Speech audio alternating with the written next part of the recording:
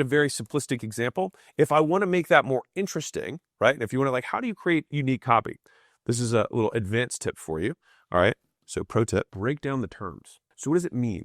So if I say you're going to feel better, right? That is not going to be compelling copy. I can promise you that right now. But what does feel better mean to somebody? How would I know that feeling better had occurred, right? In their life. And this is where you have to, this is where the research of like reading Amazon reviews for products that are similar in your space, even if you sell services, read the positive reviews in their language of the things that they will say of why, of what happened.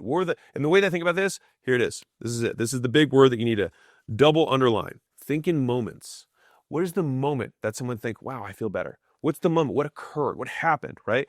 Maybe it's that they were able, let's say if it's an elderly population that we're doing with this weight loss thing, they were able to take the kid off the ground and pick him up, right? And they have this moment where after they had that little 3-4 minute exchange, they're like, man, that was awesome. I couldn't do that before because I was so weak and I hadn't developed my shoulder strength. I didn't have the mobility to do that.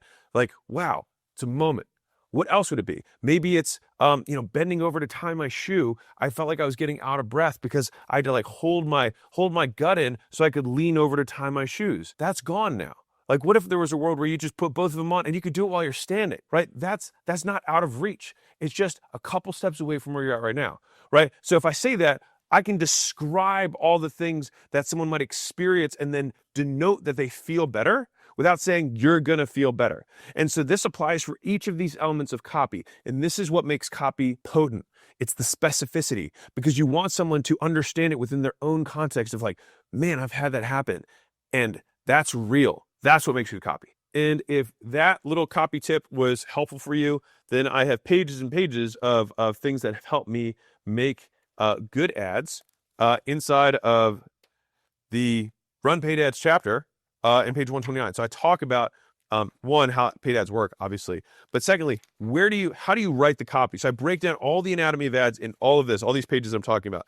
All of this is how you can make the ad. And so this is the level 1 framework.